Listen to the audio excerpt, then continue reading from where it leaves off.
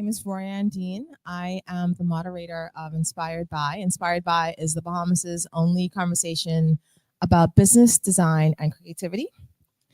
Today's session, we're going to talk about boards, governance, diversity, and what value they add to corporations. So I want to introduce our panel. Joining us today from, starting at my left, is Antoinette Russell. She is the CEO of Maelynn Global Solutions Limited, a financial services consulting firm in the Bahamas. She has over 20 years of experience in trust administration, corporate governance, and compliance. She holds an MBA, is it FICA or FICA? FICA, TEP, and Charter Director credentials, and she helps firms achieve excellence and efficiency.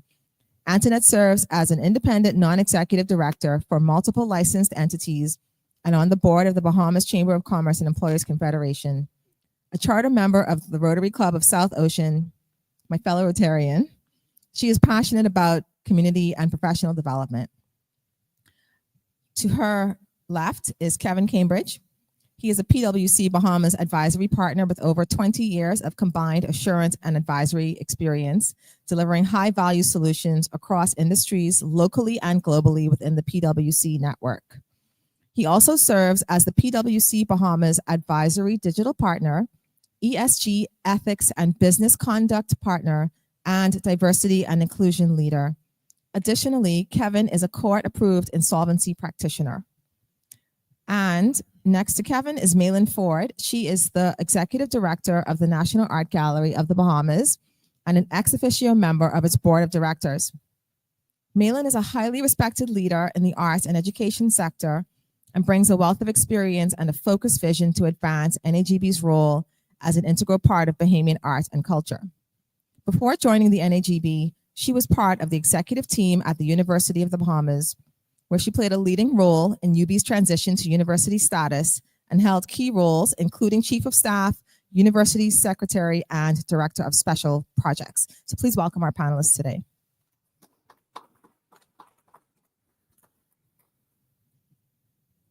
So before we jump in, I just want to go over just some quick housekeeping. So we'll have a discussion up here for about 45 to 60 minutes, and then we'll open the floor to questions for about 15 to 20 minutes.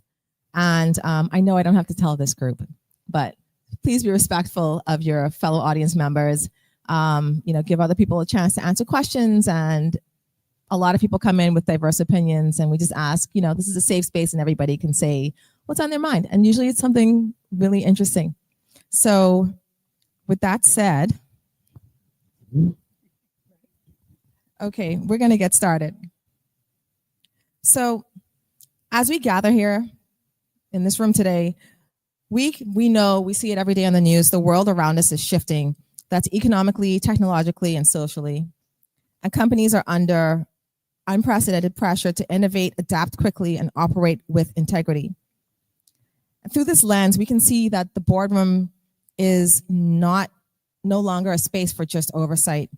It really is a vital engine for strategic leadership, cultural transformation, and sustainable growth.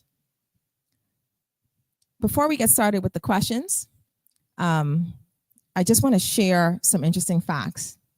Not to bore you, but just to provide the context for our conversation here.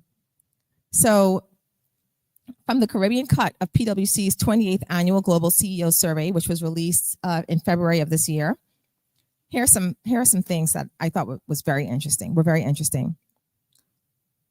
Almost 70% of Caribbean CEOs expect global growth to increase over the next 12 months. That's up from 52% in the last Caribbean CEO survey, which was done in 2023. 44% expect to increase the headcount over the next 12 months. That's twice the number expecting to decrease it. CEOs are seeing tangible impacts from Gen AI, this generative AI. 56% show that there's efficiency gains. A third saw profitability increase, and 32% said that they saw a revenue increase as a result of generative AI. However, this becomes interesting in the context of our conversation because 28% of the CEOs surveyed believe that their company will not be viable beyond the next 10 years without reinvention, and nearly a third say that they've begun competing in new sectors in the last 5 years. Climate-related investments are 6 times more likely to have resulted in an increased revenue than decreased revenue. And Caribbean CEOs identified cyber risks, closely followed by inflation and workforce capabilities, as the top risks for the year ahead. Meanwhile, macroeconomic volatility tops the global results, and differences in top threats changes depending on what region CEOs are based. So we put this all into context of what's happening in the news today, pretty much on a daily basis. You can see that there was positivity overall, but they project a lot of high risks coming in the next few years. And that's where boards come in. So we're going to start with our first question. And anyone can answer, just jump in. So we're going to start with a board view. The title of this session is Boardrooms of Tomorrow. So what do you believe the boardroom of tomorrow must look like to stay ahead of the global disruption and societal expectations that these CEOs in the survey described?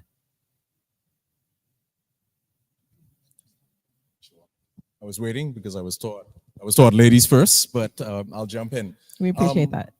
Royann, when we look at the transformation that you speak to, I think one of the places we have to start really is along the lines of disruptors. So if you look at the post-COVID era, which we call, this particular genre that we're in right now, if you look at it, basically COVID was a disruptor from the perspective that a lot of boards, a lot of organizations had pipeline strategy, as you mentioned before.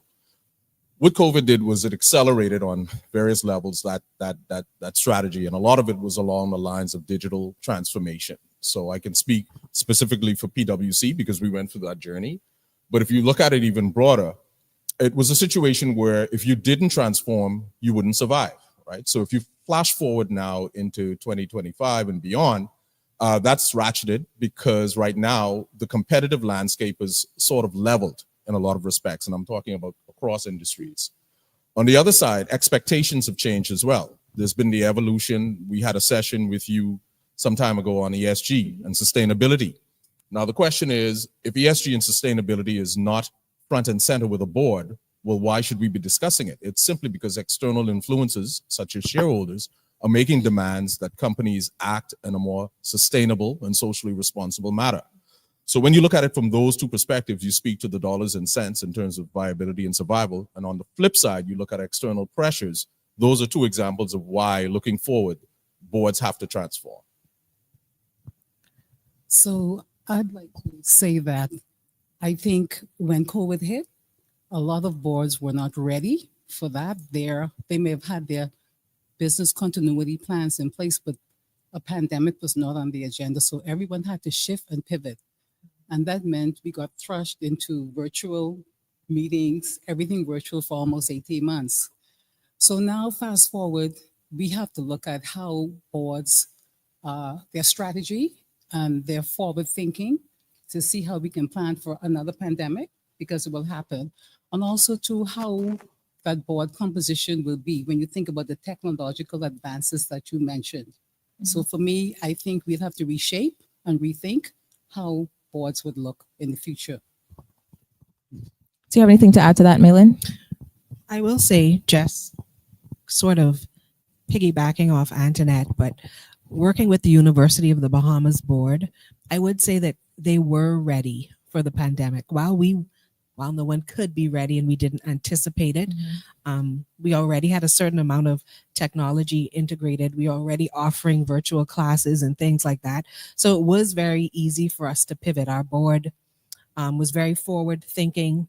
It's diverse. We have a lot of women on our board as well, and women are planners, and we do look to the future. And we were able to handle that very well, I must say. I'm going to throw a diversity bomb in here, because one of the things that I think is important in terms of staying ahead of potential disruption is to understand trends, to understand what's happening, what's trending in the business world, what's taking traction, and that means staying up to date with what's happening in industries around the world. How are businesses becoming more efficient? What tools are they using? And it's important to have board members that are kind of tapped into that. I think that's a really important part of staying ahead of the curve potentially. And from your experience, how have the expectations of corporate boards evolved? So in the stats that I mentioned, the CEOs were positive about what's happening, with their companies. They were positive about what's happening with generative AI.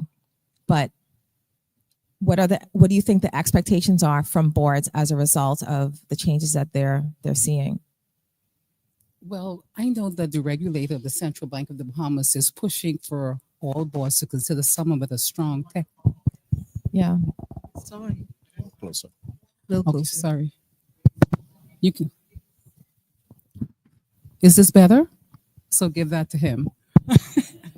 So I was saying that the Central Bank of the Bahamas is mandating that all of the boards look at bringing on some of the technological expertise. Now, there are a couple of ways around that.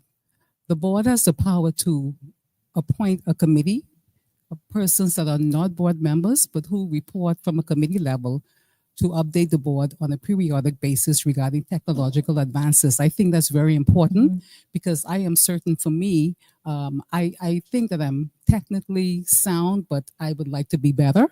And so the board has to continue this upskilling and also work along with changing and moving around quickly when it comes to becoming updated with regard to technology. That's the key thing, and also cyber risk. Yes.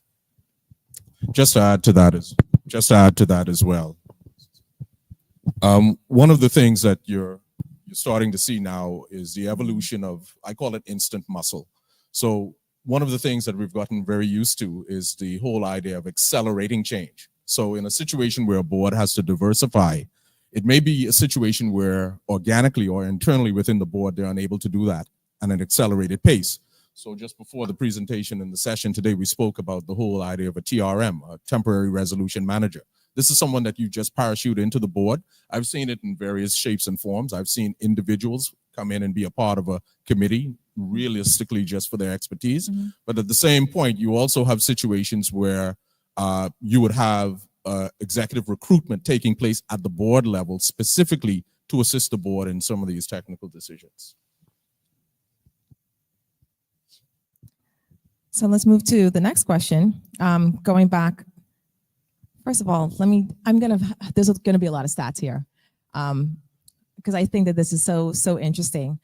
So again, going back to the PwC, to a 2024 PwC Caribbean Corporate Governance Pulse Survey, 90% of the boards that were surveyed believe that diversity brings unique insights to the boardroom, and 44% strongly agree that diversity improves the board. 30% strongly agree that diversity improves the company's performance, and 25% report that they have taken no action to boost boardroom diversity in the last 2 years, right? So what we're seeing here is a split between what directors on boards believe and then what they're doing, right? And that correlates to the data from 2022 as well. So we can see that board members, or board directors recognize why they should change. They recognize the need to change, but those intentions are not being translated into actions. Have you seen any change in the percentage of boards that have taken steps to diversify, even though they may not have hit all the notes? Have they taken steps to diversify their directors? Or do more directors, in your opinion, feel like their boards are becoming more diverse?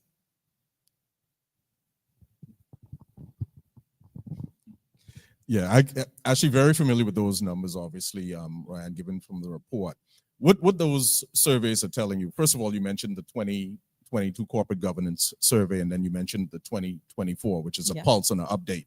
If you look at those reports, the numbers really almost mirror each other. In other words, there was really not a whole lot of progression in terms of the responses. So on one side, there was basically a discussion around strategy and doing certain things. But on the flip side, and you were very clear with it, the activity or the action didn't support the strategy. Right. And that has been basically the tone in a lot of topics, particularly when we speak to boards.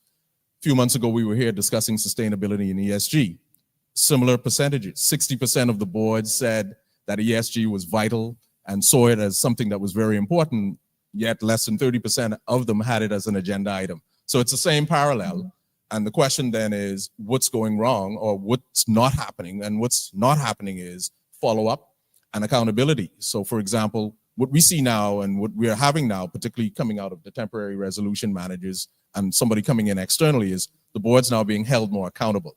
So you'll see a situation now where we're talking about generative AI and we're talking about all of these tools. They're now using those tools to even monitor board strategy progression. Interesting. And so at the end of the day now, you can have a tool that is basically pointing to the board and saying this particular subcommittee is inactive and this is why they're inactive. And, you know, we have various sort of automated tools. I'm not here to sell services, but there are automated tools to assist with that. And I'm curious, Antoinette, because you've been on a number of boards over a period of time. What have you seen in your experience? I can say that I've truly seen diversity, younger persons being added to boards. I also see that the most of the banks that I represent, they are bringing more women to the table. So that's a breakthrough because we have had the same number of bank directors or persons considered for the same multiple boards, and you have the same people. But I think now we have to play it forward, and we have to look at all of the younger, talented generation that we have coming up, and then AI. Young people or the younger generation, they are very in tune in the technological area, and I think this is something that boards should take advantage of. And I think that we will see more of it going forward. But I do see a lot of young persons now on boards, even some of the government boards, SBDC, for instance. I'm on that board. We have a lot of young lawyers and other young persons on the board, and they make a valuable contribution. So there's a place for them at the board, and it doesn't have to be in a particular area of financial services. You can be from any sphere, but you just have to be given the opportunity to participate. Maelynn, any thoughts on that? Yeah, I would definitely say at the University of the Bahamas and at the National Art Gallery, we have very good diversity on boards at UB and our board. Definitely at UB, I worked there for 20 years. The board has always been diverse. There's always been sort of gender diversity on the boards. And we do have younger people. Our board right now, it's mandated. We must have a faculty member, staff, student as well serving on the board. So that brings new perspective. Again, people who are technologically savvy. When Allison Maynard Gibson came on as chair of the University of the Bahamas board, she brought with her board effect. And so, of course, they're using software and tools so that they can be up to date, so that their committees know when they're active and inactive. So for sure, the university is doing it. At the National Art Gallery, we have a smaller board. It is diverse. You serve on that board. Happy to have you. So we do have younger people who are creative, people who are bringing newer things to the table. And with that diversity, I think has come people who bring a love for the art gallery, which to me is very important as well when you're considering diversity and who you want at that board table. In addition to the expertise, you want people who will actually be committed to the institution. I think that's a really good point. Yeah. Can I also add that if you want to be considered for a board appointment, you need to network, speak to other directors, find out what do I do, where do I go, how do I upskill, look at what qualifications you need to attain, because that's important. And I say that because when I'm thinking from a financial services perspective. So when you're being considered for a board, they're going to say, okay, we want to have Royann Dean as a board member, potential board member. They're going to look at your credentials. They're going to ask for all of these references. They want to see what you're doing. It doesn't have to be in that space, but they want to see that in some way you participated at that level or you've upskilled yourself and make yourself a viable candidate. So just look at what needs to be done. Network, speak to people, speak to other directors, look at what you need to do, and just be open to whatever opportunity may come your way. That's also a very good point because, we're discussing boards and what boards can do, but there is some responsibility on the part of people who wish to serve on. Is it low? Okay. Okay, we will. Okay, what about that? Is that better? You didn't hear me. Okay, we will maybe take a short break and see if we can fix Sound. for technical difficulties. My mouth was up here. Okay, is this better? Antoinette, can you speak, You want please? me to repeat what I said? No, just test it. Okay. Testing. That's better? Okay, test. Testing. Okay. So, Testing. okay, so that's better. But so to wrap up your point, Antoinette, what Antoinette was saying, in case you weren't able to really hear her, was that if you're interested in being on a board, then it's also incumbent upon you to network and make yourself seen or known to, the entities that make those decisions. Because while we are stressing that boards should take actions to become more diverse, how do they know that, there's other qualified people? So it's kind of a two-way Yeah, two-way definitely. situation You there. just need to reach out to other board members. For instance, come to me, say, Antoinette, you're on the board. What did you do? How do I be considered for a board? What skills do I need? How can I prepare myself? And so once you do that and you start networking, you make yourself a viable candidate to be considered and put your name in the pool. Yeah, good point. So I want to go back to another question related to data, but this time from a Bloomberg Intelligence. Report or study from 2024. A 2024 study that analyzed data since 2018 found that companies with more women on boards and in leadership roles outperform peers. The annual returns were 2 to 5% higher. They reinforced fundamental financial analysis, bolstering ESG credentials and helping investors to make more informed decisions. So this study showed that while there is empirical evidence demonstrating that women capital drives value like higher profits, stronger valuations, the study also showed that this impact is mostly seen in developed markets and less so in emerging markets. It also found that investor activism serves as a catalyst for gender diversity on boards. So Kevin, earlier you mentioned these stakeholders. So activist investors is one group of the stakeholders. Also consumers are another. Activist consumers are another group. But is there any data for the Caribbean or the Bahamas about the impact of women capital on boards? Well, first of all, do we have activist investors here? I would say in terms of activist investors, you may have a vocal minority, I call it, but what you have to remember is when you quote those stats, the stats that you mentioned don't surprise me, by the way, because they are you have to look at the origin of the survey. They are in more developed, sort of countries. I think most of those are UK based, as well as the United States and Canada, particularly with Bloomberg study. And you look at the date 2018 as well. And in fact, if you check those dates going forward, that trend will continue. When you look at our global reports, you also see that same sort of analysis. There's a 2025 Women in Workplace study that PwC has been doing for the last 11 to 12 years. There's an index in there, but unfortunately that index doesn't include the Caribbean or the Bahamas. But the index is interesting because what it shows is that they'll give you an index score each year. There's about 5 buckets that measure sort of women unemployment, women from the perspective of salaries. There's a number of benchmarks. And what has been happening over the years is that's been gradually, the index score has been increasing, which means that there has been improvement on that landscape. But to answer your question, empirically, no, we don't have that level of data. However, what you do have is those same pressures now coming to the Caribbean. So when we speak to ESG, we did that survey and we saw now that boards are discussing it. Boards are now taking it on.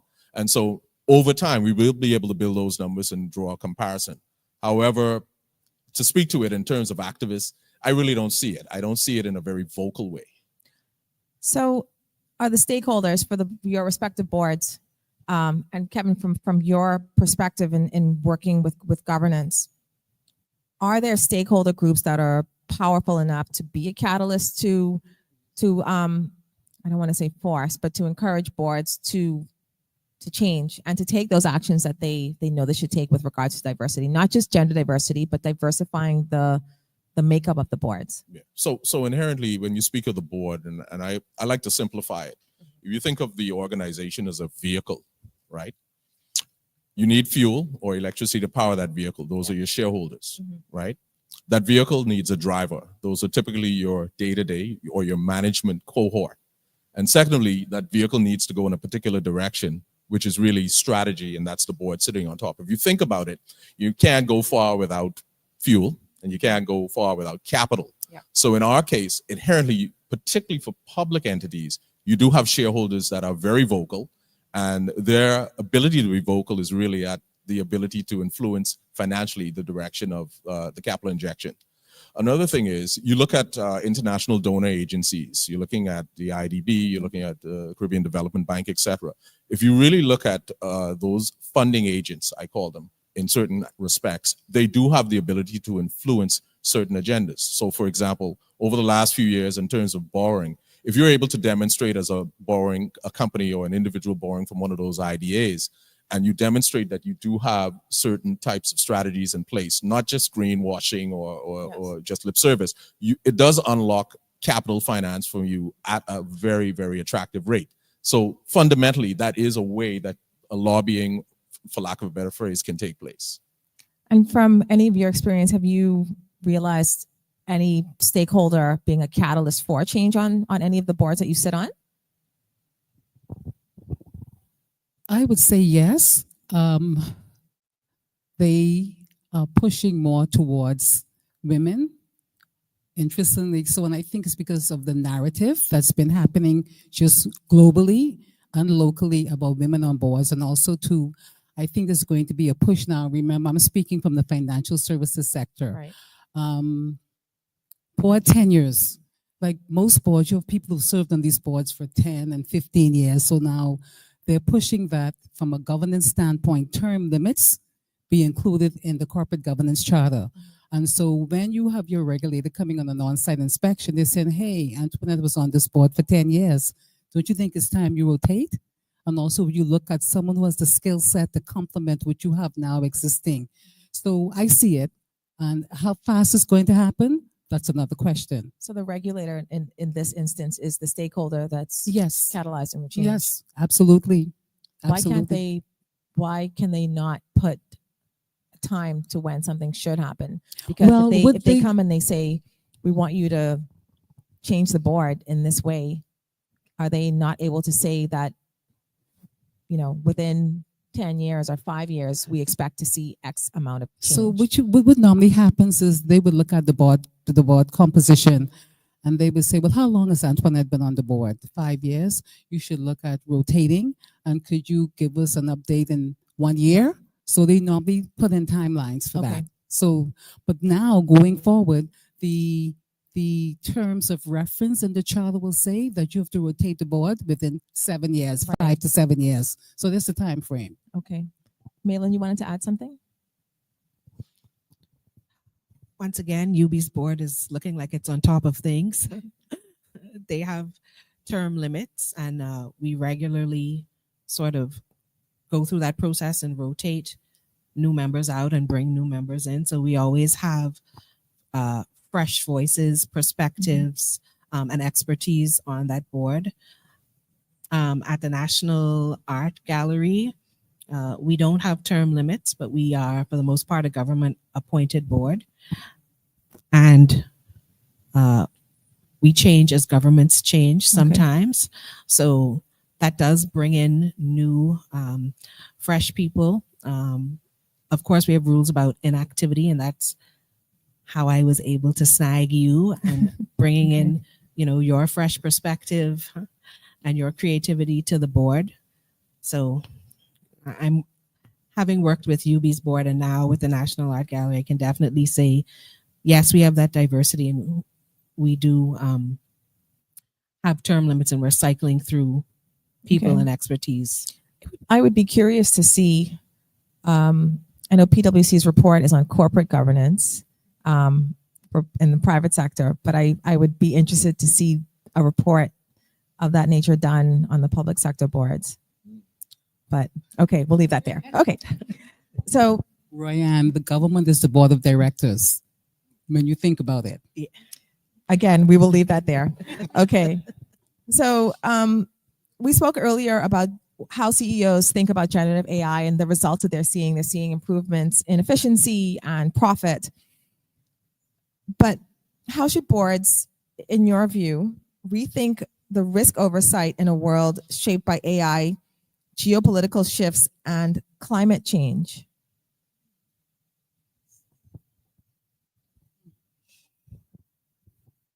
So I would say that they would have to engage subject matter experts to help guide the board forward with that, because most of your board members don't have that speciality. So you'd have to really look at engaging someone or a group of persons that can guide you. I think we spoke about this earlier. So Is this the TR? yeah, it's just What does that mean again? Sorry. Temporary resolution Temporary manager. resolution manager. Okay. no. So you'd get a subject matter expert. Like, let's talk about digital transformation, cybersecurity, which is a big risk for everybody, not for the world. So you would want to know that they have engaged a subject matter expert who can look at the whole platform, give the board guidance on how their policies and procedure, testing, all of that. So similar for any particular aspect of the business. So for the boards to transform and move forward, they will have to look at engaging subject matter experts, and of course, perhaps engaging someone or adding a member of the board with that specialty. And just to add to that, it was mentioned earlier as well, the role of the regulators. So a very good example, obviously, is the DARE Act that speaks to digital assets registry. That's a clear example of, say, an evolution of a technical aspect of financial services, and that technical aspect of financial services now is being governed through regulation. So that's once again a very important part of the puzzle as well in terms of the regulatory framework. I think the idea of looking from a board's perspective, understanding the risks of AI in relation to climate change is very interesting, really, because we've seen climate change impact us, not just in how our environment is, but look at insurance rates, right? So, for example, it would be interesting to consider how the board of an insurance company is understanding the risk associated with AI, or how can AI improve what they're doing, but through the lens of climate change and how it impacts that business, because it has impacted the reinsurance industry, and I guess retail insurance industry, because all of our insurance is going up as a result of climate change. And if we look at what's happening right now in the US, like I think in Miami, you cannot get insurance in some areas, and maybe in Grand Bahama as well, because of flooding. So I think that's an interesting component of it. Any thoughts on that? One of the things that, particularly when we look at the evolution of AI technology, et cetera, is still, at the end of the day, you're still looking at revenue enhancement, and you're looking at a return on an investment, right? So one of the things and one of the issues with ESG and sustainability is that it's not mandatory in terms of the adoption in many respects. So without that mandatory push, obviously the adoption would be slow. Quite similarly, if you're sitting down as a board and you're looking at various avenues, one of the things you have to look at, and one of the main things you have to look at, is what is the return on that investment? So boards typically, and I can tell you over the last few years, there's been a real concerted effort to really look at it, not only from the revenue side, but also look at it from a cost containment side, and how can you impact the reduction in cost containment. And in most cases, digitization does cost, but over a period of time, you have to calculate to see what the true benefit is in terms of the return on that investment. Hopefully, this is balanced out with any risk associated with it, not necessarily in the insurance industry, but there are risks associated with AI in relation to people of color and recognizing them effectively, and just having a fair process when people need to be evaluated. So I think that these are some of the risks that are associated with AI that boards should take into consideration. But then that goes to your point about having somebody who's an expert in that area that can speak to all the components around AI and what that could mean for the organization from a board level perspective. And you mentioned risk. I mean, look at things like cybersecurity. I mean, if you tell me that there's a level of contravention of my company's data, I don't care how small you think it is, but as soon as I hear risk and I hear cybersecurity, you better ensure that you have the policies and procedures in place to mitigate that, and in most cases eradicate that possibility. So it's still looking at this from how can we make sure that this company is sustainable in the long term, holistically. Exactly. I want to go to Antoinette, your point about looking at diverse people to be on the board and the trends that you're seeing.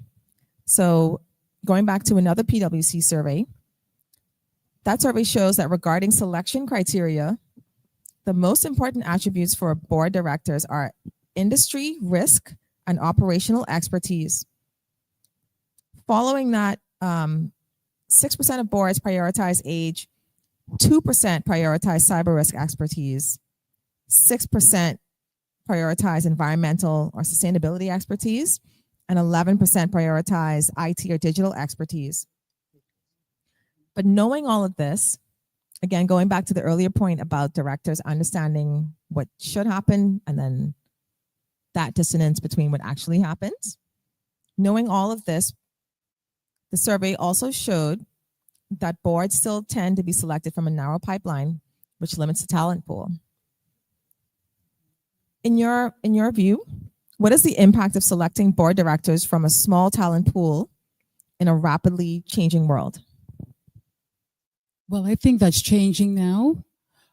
Just like I said, in my space, in the financial services space, you being basically told that we need to rotate your board directors, bring in young, diverse, current, technologically sound persons who can make a difference. So I think that's changing. I won't say we have that small pool anymore. Like I said, I have in my experiences on my non-private boards, I see a lot of young professionals being added to boards, and they make valuable contributions. So I'm happy with what I see, but there's still a lot more work to be done. But people have to prepare themselves to be considered for those positions. You don't just get it because I want to be on a board. Mm-hmm. You have to prepare yourself. You have to network. You have to speak to the right people. You have to make yourself known and be out there to be considered.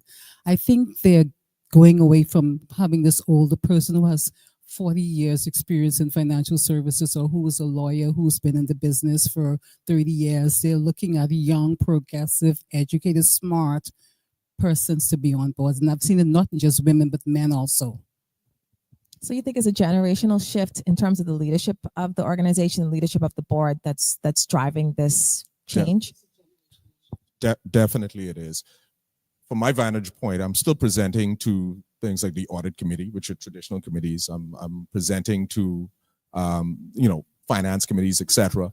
But what I'm seeing is there's a lot more diversity, not so much so from the board organically inward. It's just the individuals that are now sitting on those committees are not necessarily traditional in that sense. Once again, we spoke to the TRM, but we also spoke to executive recruitment taking place to get that knowledge wherever it is. I mean, Zoom, we have individuals that we're presenting to halfway across the world for a board locally, and that individual is simply a subject matter expert in a particular field who's giving the board advice directly from a service provider, which in my case, you're seeing a lot more of that. That's evolving.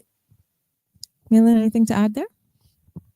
I think for sure at the National Art Gallery, one of the things we did with some of the newer members that we have invited is we did look at particular expertise that we wanted on the board.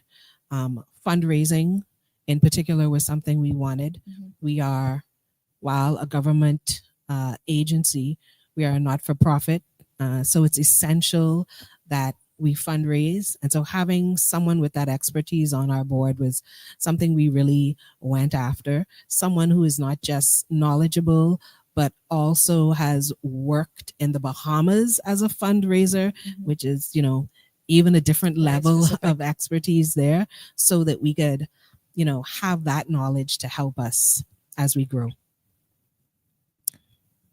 And what advice would you give to companies that do want to diversify their boards, but they're not sure where to start? I would say seek the advice of a professional services provider from the perspective of we're seeing a lot more of board diagnostic assessments taking place. Now, I say that tongue in cheek because you can have an assessment and you can have an assessment. When I say an assessment, I'm speaking about an independent external assessment performed of the board, looking at certain KPIs, strategically looking at what weighting that you're going to assign to those particular KPIs, and basically see the current as is position of the board, the to-be structure of what it should look like, and that gap in the middle is the journey that the board has to take. Okay. I want to move to the topic of innovation. We talked about all the risks that are happening in the world today and the requirements of companies. But oftentimes, innovation is seen more as a function of startups and not boards. What is the role of stronger governance in driving innovation and increasing the capacity for risk-taking and experimentation within established organizations? I would say that depends on their strategy and what they want to achieve. And once that strategy is defined, then you can determine how that's going to be implemented. Because remember, the board help drive strategy. They delegate the responsibility they delegate the authority to the management team, but the responsibility remains with the board. So basically working together with management and with the board to determine how would you like to achieve that strategy. So that depends on the actual management team together with the board. And getting back to something we said earlier, it's not just strategy on paper, right? It's very smart objectives, specific, measurable, accurate, timely. You have to ensure that persons are held accountable. What you're saying now is with the introduction of digitization, it's not really only on the operational efficiency side, it's also on the performance management side. So if I'm able to determine that there's a particular subcommittee within a board that's not carrying their weight, that could be by a click of a button seen in terms of an exception as it relates to a particular deadline, be it be a goal that's short-term, medium-term, or long-term, and you're basically measuring that against what the actual reality is in terms of implementation. Most boards would tell you that the problem isn't strategy and setting strategy, it's implementation. Okay? Is there not a cultural component to this? Like encouraging innovation in the organization, maybe decreasing adversity to risk, but being willing to take more risks in the strategy? Because to me, this seems like this could be a cultural component as well. Like organizational culture will determine, in part, how innovative do people feel like they can be? Do they feel like they can take experimental moves? I mean, you can assess the amount of risk associated with that, but that's to me, that's like a cultural issue as well. And could the board have a role to play in helping to develop that culture? Certainly. I think this goes again back to what Antoinette says. It's about the board in conversation with management and, not just coming up with that strategy, but implementing it. And once they're having good rapport, good conversation, there's a good strategy and they've decided, yes, we're doing that. The board really being the cheerleader of management, so to speak, to say, hey, well, now let's get this done. Let's get everybody on board. The National Art Gallery is really small. There are only about 20 of us. And I only started in January working with the board. So far, so good. I love my board. They come to me with ideas, things they want, strategies for the National Art Gallery, where we want to see ourselves in the next 5 years. We have good conversation. And then I go to my team and I say, hey, here's what we're going to do. And I think just the enthusiasm we have, the board and I, that's helping to change the culture. We're sort of feeding it to staff. And I think that's how you do it. And, there has to be that conversation. Boards can't be divorced from management, sort of meeting in the boardroom and sending an email here and there. They have to be involved. Again, It's why people have to have the competencies and the skills to serve on a board, so they know what's required of them. For some people, it's another job. Board work is work. And that relationship has to be maintained if you want to change a culture. Royann, can I say, I'd also like to say that, you have board meetings on a quarterly basis. So the board is updated on the risk management aspect of the business, because most definitely somebody reports on risk. So sometimes you may have to shift from your original strategy. So you may have this idea that here's our risk appetite, here's what we want to do, but it may not happen. So that's why the quarterly board meetings are so important, and the information and the person who is responsible has to be qualified to be able to deliver that message to the board. So that's very important. One of the evolutions you've seen too over the years is the whole rigidity of having these quarterly meetings. There are boards that could assemble their teams in a matter of hours if need be. If it's a critical, Right. with the use of technology now, realistically, you can send an invite out right now and be in a meeting in minutes, right? So I think, once again, leveraging technology to foster some of these changes. And another thing is celebrating successes, right?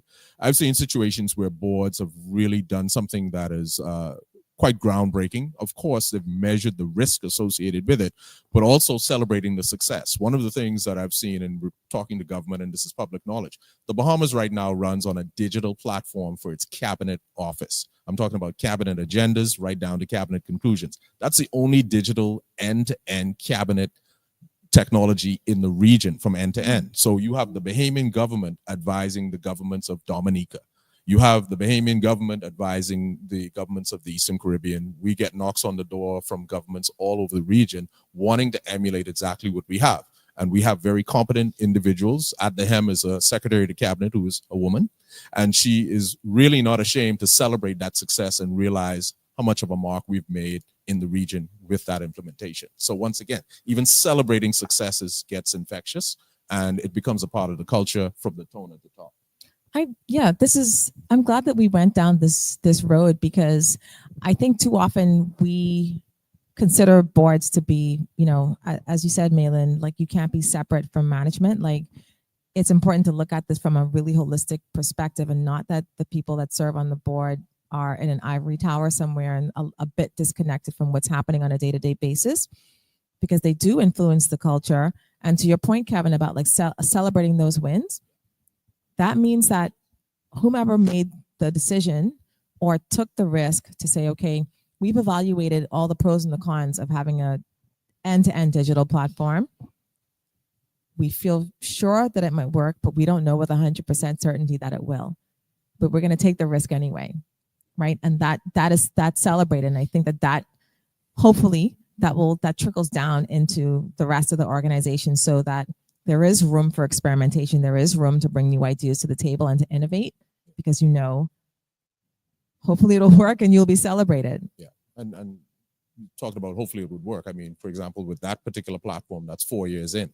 So once again, this isn't something that was done last year. That implementation was done during COVID, which once again was quite groundbreaking and within itself. Yeah. Right. No, this is very positive news about the boards. I think you need to include some of Antoinette's boards in your studies. And UB. So I want to turn now to ESG. Again, looking at the data, it shows that 60% of directors in the Bahamas report that ESG is at least somewhat linked to their company's strategy and acknowledge its financial impact. Yet only just over a quarter of directors report that ESG issues are a regular part of the board's agenda, and around 6% don't believe that their board understands ESG or sustainability messaging very well at all. We mentioned earlier, Kevin, you mentioned that ESG requirements they're not required, right? So that's why there may be slower adoption. But do you anticipate, then this is a question for everybody, do you anticipate any significant change to how boards integrate ESG in the coming years? And I want to add that that's especially given the stance of the current U.S. administration. So that will influence in some way what happens? I think from an ESG perspective, it's a simple one. Absent regulation, you won't see the aggressive adoption simply because of the investment required.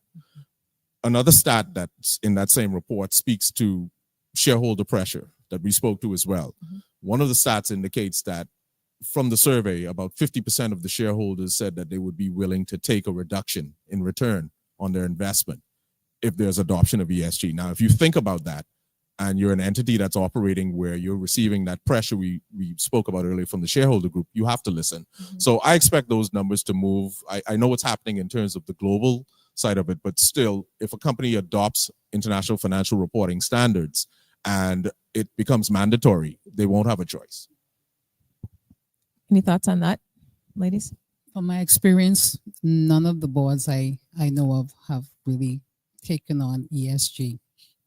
And do you think it's because they don't necessarily see the returns I or the think- short-term returns? I think it's a regulation, and also when you talk about top down, if the head office is in another location, perhaps even then, and Kevin can speak to this, maybe ESG is not really it's not on their radar, I would say. So I really can't speak to that, but for what I know locally, not that much emphasis has been placed on ESG. The adoption is definitely a lot more aggressive where you have an organization where the parent is situated in a jurisdiction Right. where the regulatory regime is more robust, i.e. the UK, i.e. Canada. So once again, it's a natural progression that the adoption, I won't say has to be forced, but it has to be, It would help. you have to be voluntold Yeah. in many respects. I think it goes Yeah. back to the earlier point about whether or not, about stakeholders. Yes. We don't have activist investors.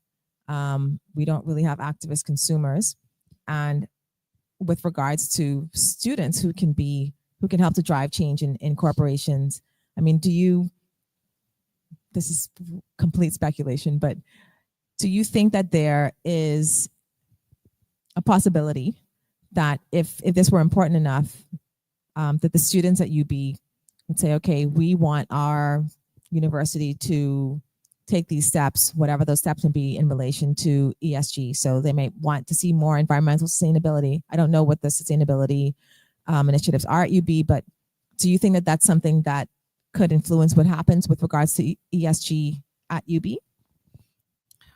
I think students can influence it. UB right now is going through an accreditation process. That for sure will influence it.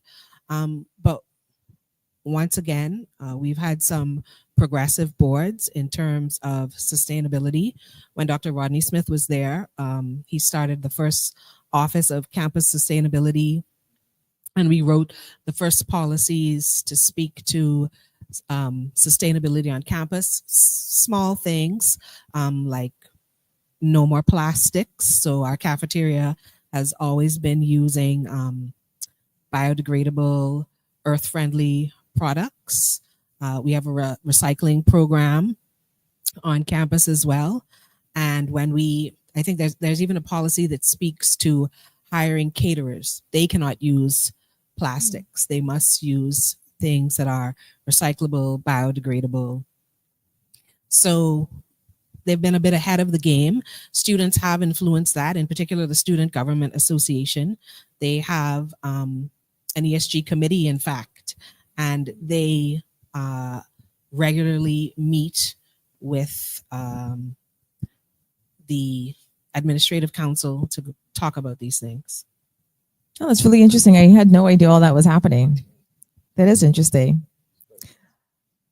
So I want to ask two more questions.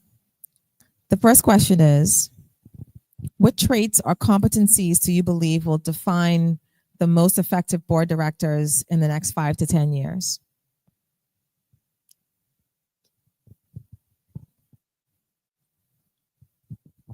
I think certifications are important. There are lots of them out there. You have the Canadian certification, the Caribbean, the UK. That's important. Experience doesn't have to be a whole lot. Experience in your particular space. I think Also, too, will be a good thing if you work with a nonprofit just for the exposure and experience, because that would add value Yes. when you're being considered, because then you will be exposed to how a board operates, even though it's a nonprofit and it's not you're not paid anything, but you go through the same process as a regular board, so that will help. And I think you would just have to really be open-minded, because going to the board as a newbie, you're going to have to sit and watch for a while to get your feet wet and understand the way the board operates. One thing I could share is that once you join a board, there's a board orientation process. And that board orientation process takes you around the whole organization. You sit and meet with every management, anyone a part of senior management. You understand what they do.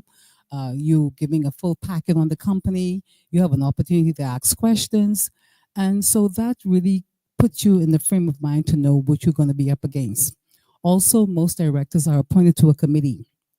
Now, the most important committee on the board is the audit committee. That's the most critical committee on the board. And that's baptism by fire, by the way. And so with working on those committees, you have an opportunity to contribute. You may be asked to lead a committee, but just do it. Seek guidance, seek help if you want. Ask other board members or people who've worked on boards or been a part of boards, not worked on boards, but who've been part of boards, to give you guidance and get someone to mentor you who is a seasoned director. So a lot of what you said sounds like you have to be interested in learning. You have to and be willing to open-minded. listen. Yes, and being on the board means continuous learning. So not because you became certified mean it stops there. Do courses, keep abreast of the current trends and changes, because there's so much out there that you can keep you abreast of everything. It's a lot of information. Okay.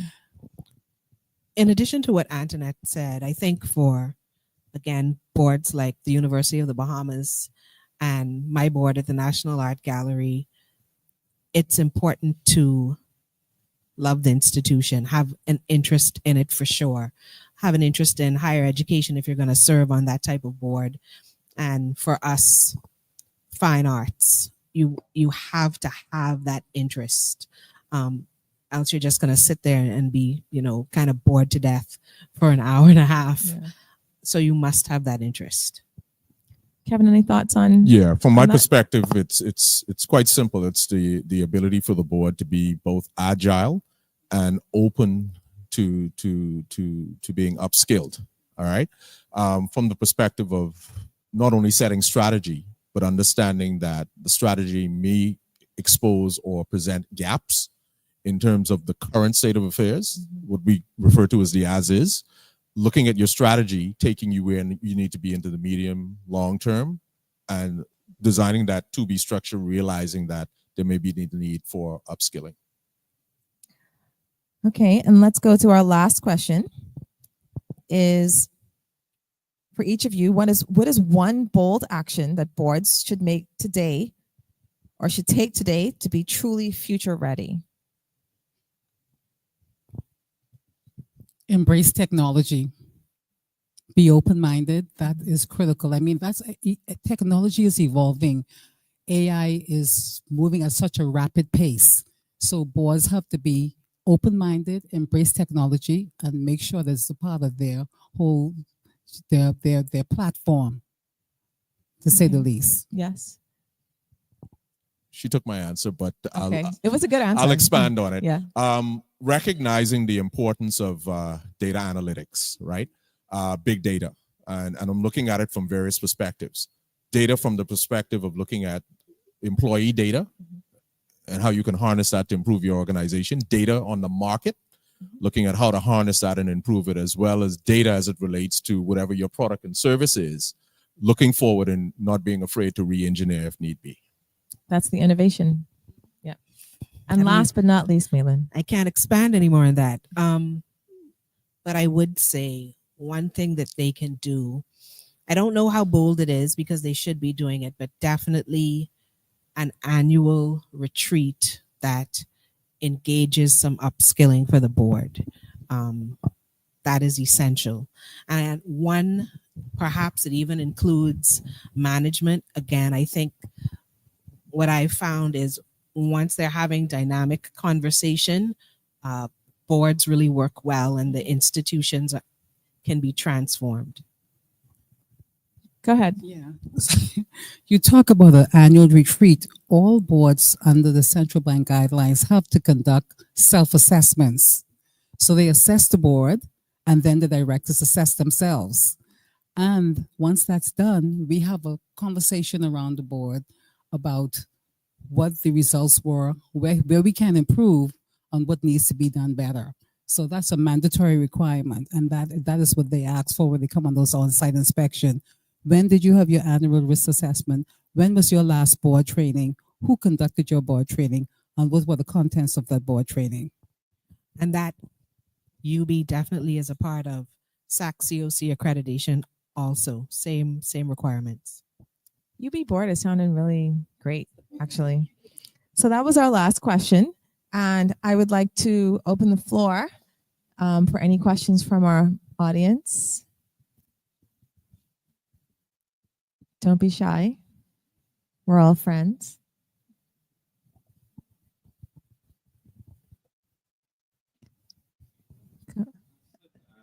Is there a microphone? Jordan will bring around the microphone if you have a question. Just like to ask, how does the political climate influence your decisions for the future and how you look at business and basically guiding the business?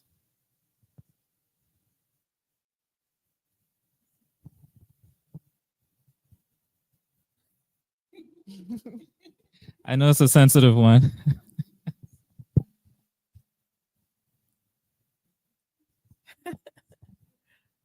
Yeah, same here. I mean, ultimately, because obviously I have conflicts, I can't speak to that. But I think from the perspective of being agile, obviously you have to temperature gauge what you feel the future will hold.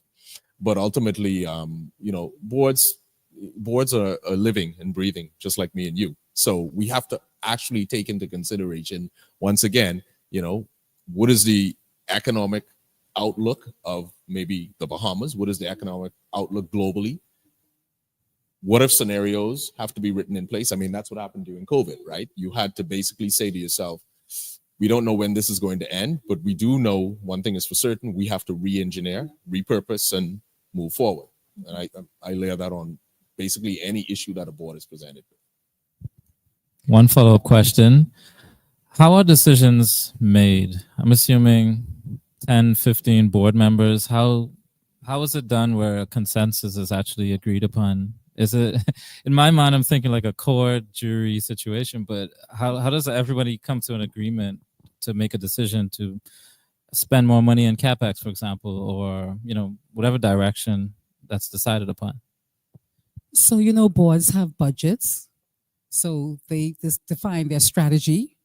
You have a board meeting, it's agreed at the board level. We may say, this strategy doesn't work for us, let's go back to the drawing board. So we agree. You ask the question around the table, have you had an opportunity to read the strategy? Do you have any comments, any input? And we agree, yay, nay, the majority rules. So if there are 15 board members and only 10 agree, that's it. Decision is made. I'd like to answer the question on how the political climate impacts what happens on the board. But from the perspective of the role of the board in terms of distilling a degree of confidence within the company. Because I think in the climate now, and I mean like on a global basis, there's a lot of turmoil, and it's incumbent upon board members and working with management to really, focus in on what are the core values of this company, what do we believe, and how can we kind of steady the ship in tumultuous seas, right? So it is about, I think, communicating what the company believes in and saying that, this is our course in the current climate. Or in some cases, it's about not moving along with what the political agenda may be, if that is against your core values. So it's evaluating what's going to be, feasible for the company to do, what is going to help the company to be viable in the future, but also what is going to help the company to maintain the equity, whatever equity they built in their brand, by people trusting them as an organization and trusting the board to govern it effectively and be, you know, be true to who they say they are. And I think too, it also goes back to the risk appetite of the company. Yes. The risk appetite is so important because that determines how they're gonna be successful or financially viable. Because risk plays a very important role in the success of any company. Correct. I think that we didn't talk a lot about core values, but I feel like the board should really exemplify what the core values of the company is. So I'm thinking specifically about you all familiar with the brand Ben and Jerry's, the ice cream brand. That company really believes in environmental responsibility, and their business decisions are made based on those core values. And that's an example of the board and the CEO and the management team all working together to make sure that the company adheres to that and maintains some of its shareholder value, right? Because the shareholders want that. So I have two of my mentees here who are on the boards. They're young, two lawyers at the back, and they are on the board of SBTC with me, and both of them chair committees. Oh, great. So I'm really proud. That's Nia Sayers and JL Ramming. And so this tells you how progressive, how boards are really evolving. So I don't want anyone here who thinks that they don't qualify to be a board member. You just have to upskill. You have to put yourself out there. You have to determine what it is you want and just be a viable candidate. The opportunity is there. You can see the shift. This is really interesting. Any other questions? Yeah, can you all hear me? Yes, we can. He's telling me I need to use the mic because it's for the recording. But how do you keep personalities out of the board? Personal agendas out of a board? How do you all manage that as a board? Because you have personalities that make up the board, but what about the personal agendas that come to the surface every now and then? How do you all manage that? I see Mr. Mann laughing. So when you are brought on as a board member, you sign a code of conduct. And the code of conduct defines the expected behavior of the board member. And it also tells you what will happen if you contravene that. So all that is documented and you sign that off. When it comes to personality, you don't always agree at the board level, but it doesn't matter. We're all adults. And you're supposed to be independent. You have an opinion, not that it may necessarily be correct, but you're entitled to say what you have to say. But at the end of the day, if it's something you're required to vote on, the majority rules. But some board members don't get along, but it doesn't matter. That we're all there to do a job. And I think it's also really important to have a good chair of a board. The chair is the leader. The chair sets the tone. The chair is the person who is going to be quick to the bylaws to ensure that the code of conduct is enforced. So in addition to that, just really having a good chair. No comments? Okay. There was a question in the front. Can we get the microphone, please?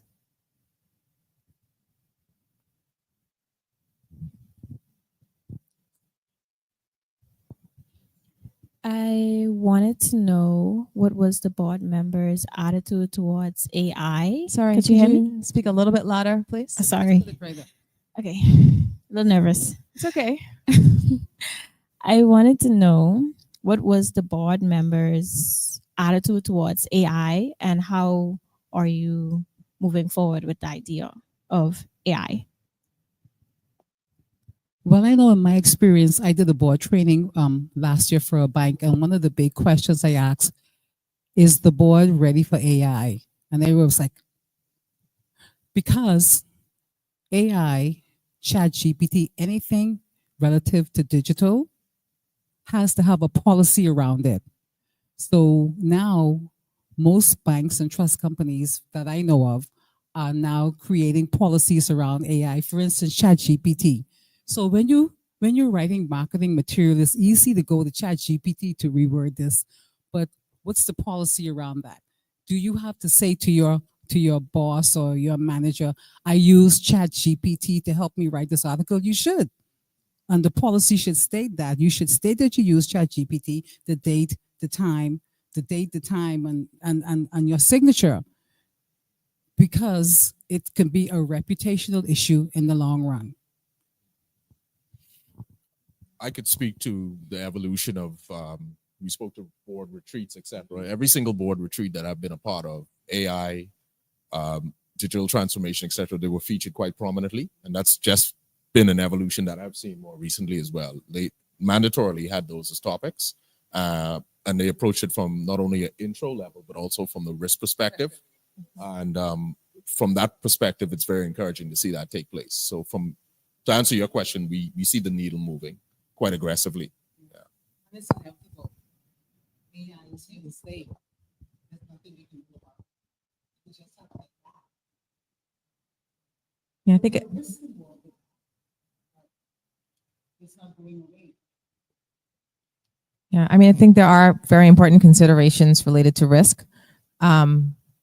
Importantly, is that if you're not using proprietary software, like if your GPT, for example, if your generative AI software is not proprietary, you're uploading it to another organization, right? So anything that you put there is no longer yours. That really belongs to that organization, and that language, that language model, they're pulling information and pulling learning, and that machine is learning from whatever you run through the GPT. So those are some of the considerations with regards to risk. And I know while we may think that in some cases the adoption may be slower than we want it to be for certain industries or certain companies, I think there's a very thorough process that the board goes through in evaluating how they use it, what the policies are around the use, and in what areas will they really, really need it, and what areas they, should not use it. Any other questions? Oh, one more question.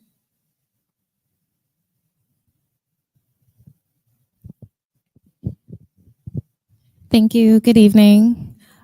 So as we talk about boardrooms of tomorrow, this question may be a very provocative one, but to the panelists, would you say there are any board practices that you think are outdated and may need to be done with as we progress to tomorrow, as we drive future growth? Good question. That's our last question, and it's a great one. I want my board papers 3 weeks before the board meeting. Most boards have a digital platform. You have Boardable, Boardvantage, Sherpany. But for me, I'm still old school, even though I have that. And you get an iPad from most of the banks, so you can get all of your board papers. But I'm still old school because I still need them printed so I can scratch my notes. But the boards are evolving. They're becoming more digital and forward thinking. So you will see that's going to become better over time, in particular with AI. So I think we will see a more efficient board over time, for sure. Kevin, Maelynn, any policies that you think should be done away with? I think I mentioned it before when it comes to the sort of rigidity of certain meetings. I think traditionally you had sort of this core meeting that took place in some of my boards that I have now. And realistically, with the technology in place now, you can have ad hoc meetings anytime, anywhere, right? So I think one of the things is embracing sort of that transition of realizing that because we're able to do these things remotely, digitally, it should make you be more, it should foster more agility. And you are starting to see that evolution, which is positive. I just thought about something based on your question.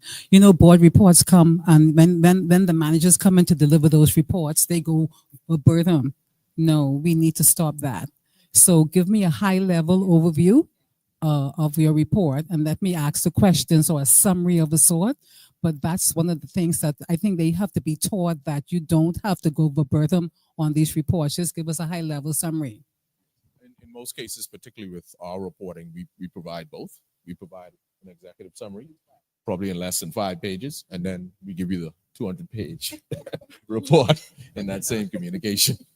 So I think that raises an interesting point for me. To your point about which practices will be done away with, we talked earlier about things that are changing probably because of generational shifts. Everybody knows the statistic about our attention spans getting shorter because of social media. I mean, to the point about, not reading things verbatim. Like if I get a really long email, like I don't read it because I can't.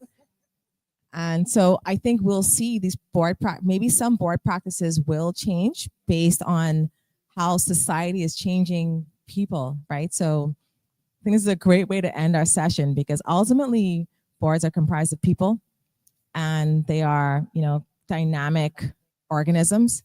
So it has to be, people have to be the center of it in terms of who's on the board, what you do on the board, how you act on the board, and also like how that trickles down to the rest of the organization in a really holistic way.